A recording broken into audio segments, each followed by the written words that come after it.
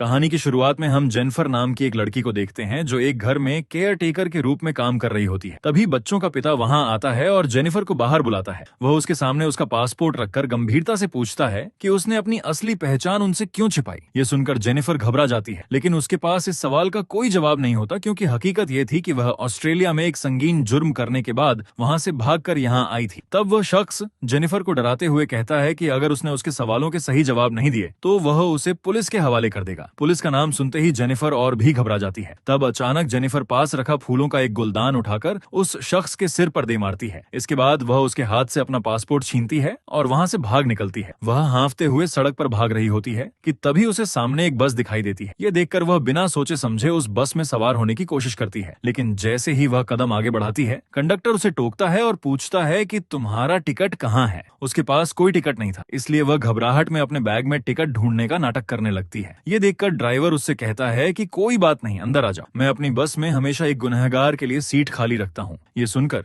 Jennifer को conductor की बात बेहद अजीब लगती है, लेकिन तभी कंडक्टर हंसते हुए कहता है कि यह तो बस उसका एक मजाक था। तब जेनिफर राहत की सांस लेते हुए बस के अंदर चली जाती है, लेकिन वह इस खौफनाक हकीकत से बिल्कुल अनजान थी कि यह बस उसे सीधे जहन्नुम के रास्ते पर ले जा रही। अब बस का ड्राइवर अपना परिचय सबसे करवाता है कि उसका नाम एब है। फिर वह सबको बताता है कि वह उन्हें इस शहर के हर विंडमिल की सैर करवाएगा, जिसके बाद वह अपनी ड्राइविंग सीट पर बैठता है और बस को वहां से आगे बढ़ा देता है। फिर कुछ देर के बाद बस एक विशाल विंडमिल के पास रुकती है। सभी मुसाफिर बाहर उतरकर तस्वीरें लेने लगते हैं और खुशनुमा माहौल का लुत्फ उठाते हैं। सैर सपाटे के बाद जब सब वापस बस में आकर बैठ जाते हैं, तभी जेनिफर की जेब से उसकी दवा की शीशी नीचे गिर जाती है। ये देखकर पास ही बैठा एक शख्स उसे उठाता है और उसे गौर से देखता है। फिर जेनिफर की तरफ देखकर खामोशी से उसे वापस लौटा देता है, जिसके बाद बस फिर से अपने सफर पर निकल पड़ती है। लेकिन तभी जेनिफर की आंख लग जाती है और उसे एक भयानक ख्वाब आता है। ख्वाब में वो अपने वालिद को देखती है जो उसे बेरहमी से पीटता हुआ नजर आता है। ये मंजर देखकर वो खौफ के मारे हड़बड़ाकर जाग जाती है, लेकिन तभी उसकी नजर बस के ठीक सामने पड़ती है, जहां उसे साक्षात अपने वालिद खड़े दिखाई देते हैं। अब ये देखते ही जेनिफर चीख पड़ती है और ड्राइवर से बस रोकने के लिए कहती है। बस के रुकते ही वह बाकी मुसाफिरों से पूछती है कि क्या किसी और ने भी उस शख्स को देखा था,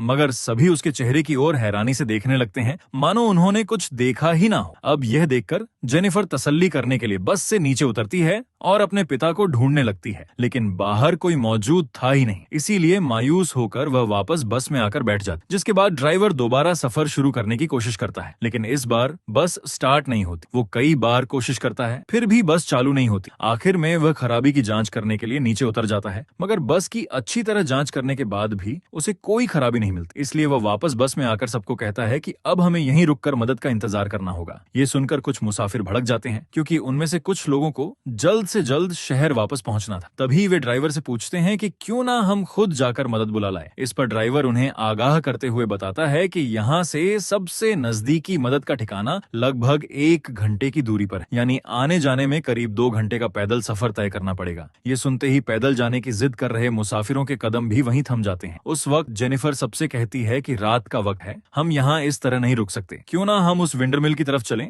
जिसे मैंने कुछ समय पहले रास्ते में देखा था, शायद वहाँ से हमें कोई मदद मिल जाए। लेकिन जब बस में बैठे लोग उस जगह के नक्शे की जांच करते हैं तो उन्हें आसपास किसी विंडमिल का कोई नामो निशान नहीं मिलता। ये देखकर जेनिफर खुद उस जगह को ढूंढने का फैसला करती है। तभी एक नौजवान उसके साथ जाने की पेशकश करता है, जिसके बाद दोनों उस रहस्यमय जगह की ओर निकल पड़ते हैं। रास्ते में जेनिफर बात की शुरुआत करते हुए कहती है कि वह दिखने में ऐसा शख्स नहीं लगता जिसकी दिलचस्पी विंडमिल्स में हो। वह नौजवान इस बात की तस्दीक करते हुए बताता है कि असल में वह एक मरीन ऑफिसर है और कुछ ही दिनों में उसकी नई पोस्टिंग होने वाली है, इसलिए अपनी ड्यूटी पर रवाना होने से पहले वह फुर्सत के कुछ पल बिताने इस शहर की सैर पर निकला था। अब वे आपस में बात कर ही रहे होते हैं कि अचानक आदमी की नजर जमीन पर पड़े जूतों की एक जोड़ी पर पड़ती है। वह हूबहू वैसे ही जूते थे जिन्हें वह हमेशा से पाना चाहता था, इसलिए वह जैसे ही उन जूतों को उठाता है, उसके जहन में एक खौफनाक अतीत कौंध जाता है, जहां वह एक बेकसूर औरत पर बेरहमी से हमला करता हुआ नजर आता है। जेनिफर उसकी बदली हुई हालत देखकर पूछती है कि क्या हुआ है, मगर इससे पहले कि वह आदमी कुछ कह पाता,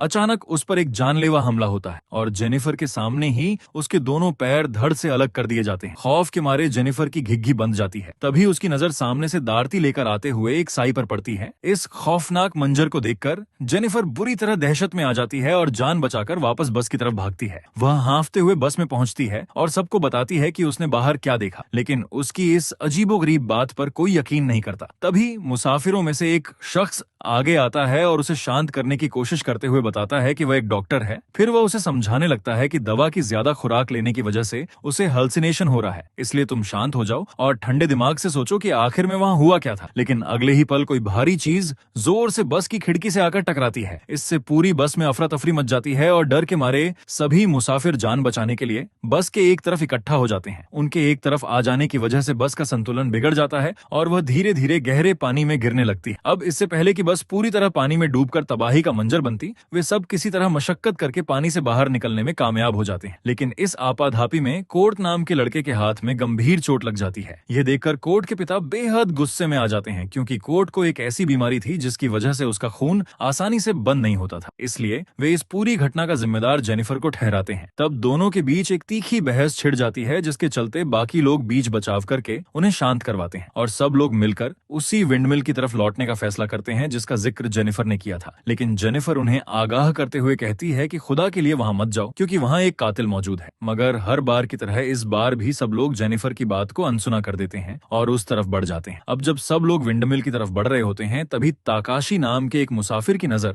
जंगलों में अपने पालतू कुत्ते पर पड़ती है। ये देखकर वह हैरान था कि उसका कुत्ता इस अजनबी जगह पर कैसे आ सकता है, लेकिन वह बिना सोचे समझे उसके पीछे भागने लगता है और अचानक उसके आसपास की दुनिया पूरी तरह बदल जाती है। वह जगह उसे जानी पहचानी सी लगती है, जहां एक कुर्सी रखी थी जो कभी उसकी दादी की हुआ करती थी। फिर वह उस कुर्सी के करीब जाता है तो देखता है कि वहां साक्षात उसकी दादी बैठी थी। ये देखकर वह रोते हुए अपनी दादी से माफी मांगने लगता है और पश्चाताप करते हुए कहता है कि मैंने आखिरी वक्त में आपका साथ छोड़ दिया था। अब वह रोते हुए अपने इस गम में डूबा ही था कि पीछे से वह रहस्यमय कातिल वहां आ पहुंचता है और अगले ही पल सीन कट होकर बाकी मुसाफिरों के पास चला जाता है, जो अब विंडमिल के पास पहुंच चुके थे। तभी ड्राइवर सबको एक जगह रुकने के लिए कहता है और खुद आसपास का मुआयना करने निकल जाता है। इस बीच डॉक्टर कूपर कोर्ट के जख्मों की पट्टी करते हैं और उसके पिता को डांस बंधाते हैं कि उसका बेटा जल्द ही ठीक हो जाएगा। तभी जेनिफर का ध्यान इस बात पर जाता है कि ताकाशी गायब है, वही शख्स जो अपने कुत्ते के पीछे भागा था। ये सुनते ही सब लोग खौफजदा हो जाते हैं और आपस में बहस करने लगते हैं। इसी बहस के दौरान ड्राइवर को वहां एक सदी पुराना दस्तावेज मिलता है, जिसमें एक आटा पीसने वाले मिलर को मिली मौत की सजा का जिक्र था। वह सभी मुसाफिरों को एक जगह इकट्ठा करता है और फिर उन्हें बताता है कि उस मिलर को मौत की सजा इसलिए सुनाई गई थी क्योंकि उस पर शैतान के साथ सौदा करने का संगीन इल्जाम था। ये सुनकर कोर्ट के पिता इस बात को बकवास बताते हुए ड्राइवर को ऐसी अजीबोगरीब बातें न करने की हिदायत देते हैं, क्योंकि उनके मुताबिक हकीकत में कोई मॉन्स्टर नहीं होता। मगर डॉक्टर कूपर को उस कहानी में दिलचस्पी महसूस होती है और वह उसे आगे बढ़ने लगते हैं, जिसमें लिखा था कि उस मिलर ने अपनी रूह का सौदा शैतान से सिर्फ इसलिए किया था ताकि उसकी विंडमिल बिना हवा के भी चल सके। लेकिन एक दिन एक गांव वाले को मिलर के आटे की बोरी में इंसानी दांत दिखाई दिया, जिससे उसे मिलर की नीयत पर शक हुआ। तब से उसने छिपकर मिलर पर नजर रखी और जहां उसने एक खौफनाक मंजर देखा, वह मिलर अपनी चक्की में इंसानी हड्डियों को पीस रहा था। ये देखकर उसने फौरन गांव वालों को यह बात बताई, जिसके बाद गुस्से में आए गांव वालों ने मिल पर हमला करके उसे आग के हवाले कर दिया। उस वक्त वो मिलर अंदर ही मौजूद था और जिंदा जलकर राख हो गया। यह खौफनाक दास्तान पढ़ने के बाद उन सबका ध्यान इस बात पर जाता है कि जिस विंडमिल के अंदर वे खड़े हैं वह कहीं से भी जली हुई नहीं दिखती। इसका मतलब यह था कि रास्ते में जेनिफर को जो विंडमिल दिखाई दी थी, यह खौफनाक दास्तान असल में उसी की थी। अब इसी बात को लेकर वे सब गहरी सोच में पड़ जाते हैं कि यह कहानी वाकई सच है या महज एक अफवाह। लेकिन तभी एक बार फिर कोर्ट के पिता गुस्से में आकर इस सारी मुसीबत का जिम्मेदार जेनिफर को ठहराने लगे। अब इस जिल्लत से तंग आकर जेनिफर रोते हुए मिल से बाहर भाग जाती है और डॉक्टर कूपर उसे संभालने के लिए उसके पीछे जाते हैं। जब डॉक्टर कूपर उसे समझाने की कोशिश करते हैं तो जेनिफर उन्हें ही कसूरवार ठहराती है कि उन्होंने सबके सामने उसे पागल साबित कर दिया, जिससे सब उसके खिलाफ हो गए। तभी कूपर बड़ी नरमी से पूछते हैं कि क्या तुम्हें सच में हेलुसिनेशंस नहीं होते?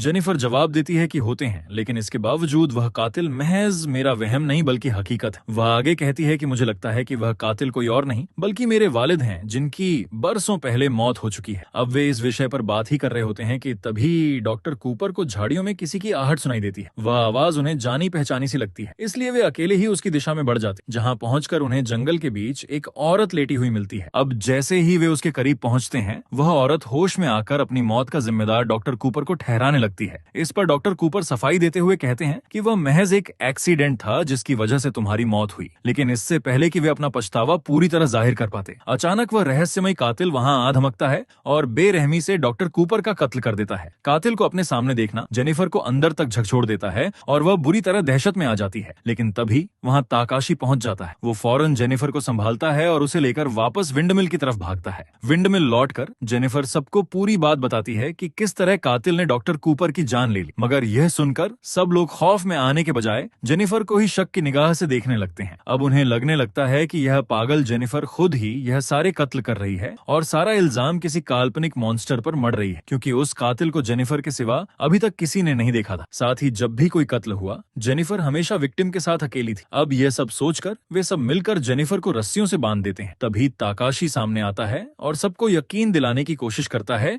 कि जेनिफर जो भी कह रही है वह सच है। वह कहता है कि वहाँ सचमुच एक कातिल है जो किसी को भी मारने से पहले उसके गुनाहों का एहसास कराता है। जब इंसान अपना गुनाह कबूल कर लेता है तभी वह उसे मौत के घाट उतारता है। मैं खुद इस खौफनाक तजुर्बे से गुजरा हूँ, लेकिन मैं सिर्फ इसलिए जिंदा बच गया क्योंकि मुझे अपने की पर पछतावा था। तभी ड्राइवर उनकी बात का समर्थन करते हुए कहता है कि मैंने भी इस जगह के बारे में एक कहानी सुनी है कि जब उस मिलर की मौत हुई थी तो शैतान ने उसे नर्क का पहरेदार बना दिया था और वह विंडमिल असल में नर्क का दरवाजा है जो सिर्फ पापी लोगों को सजा देने के लिए खुलता है। ताकाशी उसकी बात को आगे बढ़ाते हुए कहता है कि वे सब यहाँ खुद नहीं आए, बल्कि उन्हें यहाँ किसी मकसद से लाया गया है। यानी यहाँ जितने भी लोग मौजूद हैं उन सब ने कोई ना कोई ऐसा पाप किया है जिसकी सजा देने के लिए यह नर्क का दरवाजा खुला है। अब यह सब सुनकर बाकी लोग गहरी सोच में पड़ जाते हैं, क्योंकि उन्होंने अब तक अपनी आंखों से कोई अलौकिक घटना नहीं देखी थी, इसलिए वहाँ मौजूद कोई भी उसकी बात पर यकीन नहीं करता और वे जेनिफर को बंधा हुआ ही रहने देते हैं। लेकिन यही उनकी सबसे बड़ी भूल साबित होती है, क्योंकि वह खौफनाक मॉन्स्टर सचमुच हकीकत वह ठीक उसी वक्त डॉक्टर कूपर की लाश को घसीटते हुए उनके ठीक बगल में मौजूद विंडमिल के ऊपरी हिस्से में ले जाता है और उसके खून को चारों तरफ टपकाने लगता है। फिर वह इंसानी खून उस मिल के लिए किसी ईंधन का काम करता है, जिससे वह रुकी हुई विंडमिल दोबारा घूमने लगती है और ये बात जेनिफर देख लेती है और तुरंत बाकी सबको इस बारे में आगाह करती है। तभी कोड के पिता की नजर भी घूमती हुई विंडमिल पर पड़ती है, लेकिन उसे इस खौफनाक मंजर में एक उम्मीद दिखाई देती है। उसे लगता है कि वहाँ जरूर कोई इंसान मौजूद है जो मिल चला रहा है, इसीलिए वो ड्राइवर से कहता है कि उन्हें फौरन वहाँ जाकर उससे मदद मांगनी चाहिए। ड्राइवर भी उसकी इस बात के लिए तैयार हो जाता है और दोनों मिलकर उस जगह की ओर निकल पड़ता। अब उनके जाने के बाद कोर्ट वहाँ बैठी एक औरत से पूछता है कि क्या तुम्हें ताकाशी और जेनिफर की बातों पर यकीन है। वह औरत जवाब देती है कि मैं पक्के तौर पर तो नहीं कह सकती, लेकिन मुझे लगता है कि वे सच कह रहे हैं, क्योंकि अतीत में नौकरी में तरक्की पाने के लिए मैंने अपनी ही एक साथी मॉडल का कत्ल कर दिया था। यह सुनकर कोर्ट हैरान रह जाता है और उससे पूछता है कि उसने इतना बड़ा कदम क्यों उठाया था, लेकिन वह औरत उसके इस सवाल का कोई जवाब नहीं देती और बिना कुछ कहे बस खामोशी से उसे घूरती रहती है। तभी ताकाशी उस अदृश्य कातिल से संपर्क करने का फैसला करता है। असल में ताकाशी एक स्पिरिचुअलिस्ट था जो तंत्र मंत्र और रूहानी ताकतों को समझता था, इसलिए वह इस शापित जगह से बाहर निकलने का रास्ता ढूंढने के लिए वहां एक पवित्र आग जलाता है ताकि उस शक्ति से संवाद कर सके। तभी अचानक उस आग की लपटों के बीच उसे उसी भयानक मिलर की परछाई दिखाई देती है और उसी धुएं और आग के खेल में उसे यहाँ से आजाद होने का रास्ता भी मिल जाता है। इसके तुरंत बाद वह वहाँ सहमे हुए बैठे बाकी लोगों के पास जाता है और उन्हें बताता है कि अगर वे सब मिलकर उस विंडरमिल को पूरी तरह जलाकर राख कर दें तो नर्क का यह दरवाजा बंद हो जाएगा और वे यहाँ से जिंदा बचकर निकल सकते हैं। लेकिन तभी अचानक उस गुनाहगार मॉडल को बाहर से कुछ अजीबो गरीब और डरावनी आवाजें सुनाई देती हैं। ये आवाज सुनते ही वह बिना किसी को कुछ बताए चुपचाप अकेले ही बाहर निकल जाती है, जहाँ पर उसे हवा में तैरती हुई कुछ अजीब सी लालटेनें दिखाई देती हैं। उसे देखकर वह उस तरफ बढ़ने लगती है जहाँ पर उसे पानी से भरा एक गहरा गड्ढा मिलता है। कौतूहलवश वो जैसे ही उस पानी के अंदर झांकती है उसे अपनी रूह खंपा देने वाला एक बेहद खौफनाक मंजर दिखाई देता है। पानी की परछाई में एक औरत बड़ी बेरहमी से चाकू से अपना ही चेहरा काट रही थी। ये देखकर वो खौफ से चीख उठती है, लेकिन इससे पहले कि वह पीछे हट पाती, अगले ही पल पानी के अंदर से एक सड़ा गला हाथ उसका गला जकड़कर उसे उस गहरे दलदल में खींच लेता है और देखते ही देखते वो औरत तड़प तड़प कर हमेशा के लिए उस पानी में डूब जाती। इसी बीच ड्राइवर और कोर्ट के पिता उस विंडमिल तक पहुंच जाते हैं जो उनके ठहरने की जगह के पास ही था। फिर वो दोनों अंदर जाकर किसी के होने के निशान तलाशने लगते हैं, लेकिन तभी उन्हें वहां एक गुप्त कमरा मिलता है जहां पर एक आदमी और डॉक्टर कूपर की बेरहमी से क्षत व विक्षत लाशें पड़ी थी। अब यह देखकर दोनों के होश उड़ जाते हैं और तब उन्हें समझ आ जाता है कि जेनिफर अब तक जो कुछ भी कह रही थी वह सब सच था। ये सब समझते ही वे दोनों भागते हुए वापस बाकी लोगों के पास पहुंचते हैं और वहां पहुंचते ही कोर्ट का पिता सबसे पहले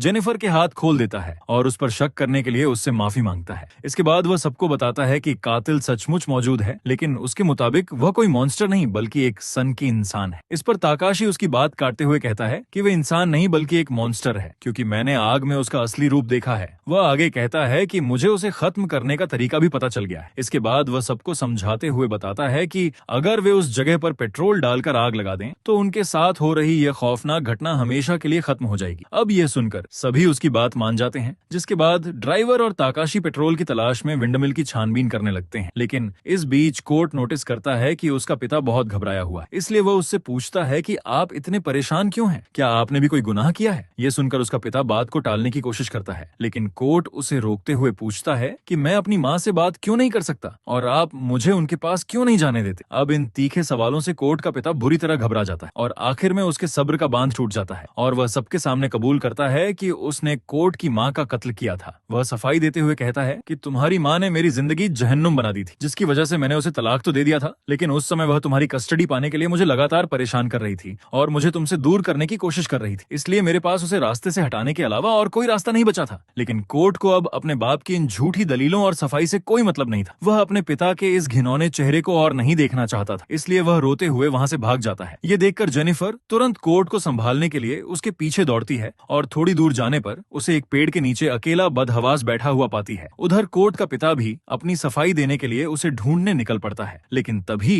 रास्ते में उसकी नजर कोर्ट के गिरे हुए बैग पर पड़ती है। वह जैसे ही उस बैग को उठाता है, उसे उसके अंदर कोर्ट का फोन मिलता है। वह फोन खोलकर जैसे ही उसमें रखी अपने परिवार की पुरानी तस्वीरें देखने लगता है, तभी अचानक एक खौफनाक मोड़ आता है। यानी उन तस्वीरों की जगह उसकी पत्नी के कत्ल का वह रोंगटे खड़े कर देने वाला मंजर दिखाई देने लगता है, जिसे उसने खुद अंजाम दिया था। अब ये देखकर वह बुरी तरह घबरा जाता है, लेकिन तभी अचानक रहस्यमयी मिलर पीछे से आकर उसका गला दबोच लेता है और बेरहमी से उसका कत्ल कर देता है। चौंकाने वाली बात यह थी कि दूर बैठे जेनिफर और कोर्ट को यह पूरा खौफनाक मंजर उनके पास मौजूद फोन की स्क्रीन पर लाइव दिखाई दे रहा था। अब अपने पिता की इस तरह दर्दनाक मौत देखकर कोर्ट पूरी तरह टूट जाता है और फूट फूट कर रोने लगता है, जबकि जेनिफर इस मुश्किल घड़ी में उसे संभालने देने की कोशिश करती है। इसी बीच ताकाशी और एब विंडमिल को जलाने के लिए पेट्रोल ढूंढने की कोशिश कर रहे होते हैं, लेकिन उन्हें कहीं भी पेट्रोल नहीं मिलता। इसलिए ताकाशी फैसला करता है कि वह बस के टैंक से पेट्रोल निकालकर उस जगह को आग लगा देगा। लेकिन इससे पहले कि ताकाशी वहां से निकल पाता, अचानक ड्राइवर पीछे से आकर उसकी पीठ में खंजर घोंप देता है। फिर वह मरते हुए ताकाशी के कान के पास झुकता है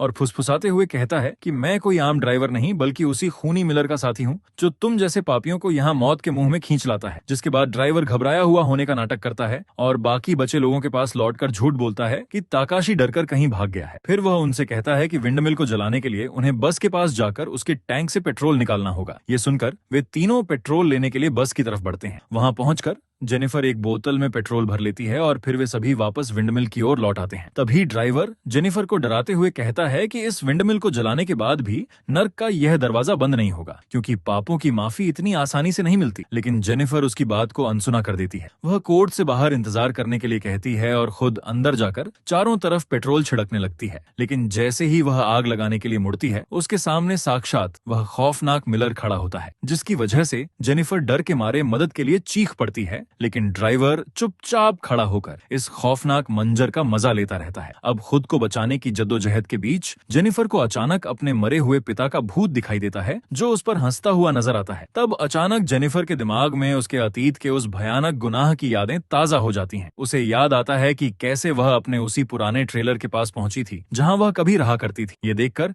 जब वह उसके अंदर गई तो उसने देखा कि उसका जालिम पिता वहां सो रहा है। जेनिफर ने फुर्ती से अपने भाई के कमरे में जाकर उसे गोद में उठाया और बाहर किसी सुरक्षित जगह पर छोड़ा। इसके बाद उसने उस पूरे ट्रेलर में आग लगा दी ताकि उसका पिता अंदर ही जिंदा जलकर राख हो जाए। लेकिन जैसे ही वह वहां से दूर जाने लगी, उसे एहसास हुआ कि उसका भाई अपनी जगह पर नहीं था। तभी उसे आग की लपटों के बीच से अपने मासूम भाई के चीखने की आवाज सुनाई। वह उसे बचाने के लिए पीछे भागी, लेकिन तब तक आग की लपटें इतनी भयानक हो चुकी थी कि वह चाहकर भी उसे नहीं बचा पाई। वह अतीत के इस खौफनाक मंजर को याद कर दहल उठती है, लेकिन तभी अचानक उसे होश आता है। वह देखती है कि उसके सामने खड़ा वह शख्स कोई भूत नहीं, बल्कि असल में वही ड्राइवर। जेनिफर पल भर में समझ जाती है कि यह सब उस मिलर का फैलाया हुआ एक गहरा इल्यूजन था, जो उसके जहन के डर और गुनाह का इस्तेमाल कर रहा था। इसी बीच ड्राइवर कोर्ट को जान से मारने की तैयारी कर लेता है। वह कोर्ट को घसीटते हुए विंडमिल के अंदर ले जाता है, लेकिन जैसे ही कोर्ट को मौका मिलता है, वह पास ही पड़े एक लाइटर को उठाकर विंडमिल के अंदर फेंक देता है और तेजी से बाहर की तरफ भागता है। पल भर में पेट्रोल की वजह से पूरी मिल धू-धू कर जल उठती है। मिलर और ड्राइवर दोनों ही उस भयानक आग की लपटों के बीच फंस जाते हैं। यह देखकर ऐसा लगता है कि अब उन दोनों का का खेल हमेशा के लिए खत्म हो चुका है। लेकिन तभी एक खौफनाक मोड़ आता है। उस भयानक आग की लपटों के बीच से वह शैतानी मिलर जिंदा बाहर निकल आता है और पलक झपकते ही जेनिफर को दबोच लेता है और उसे बेरहमी से मौत के घाट उतार देता है। इसके बाद वो उसकी बेजान लाश को घसीटते हुए वापस उसी धकती हुई आग के अंदर ले जाता है। फिर देखते ही देखते वह पूरी विंडमिल एक भयानक आवाज के साथ भर भरा कर ढह जाती है और सब कुछ आग के मलबे में दफन हो जाता है। और इसी खौफनाक मंजर के साथ ये कहानी यहीं खत्म होती है।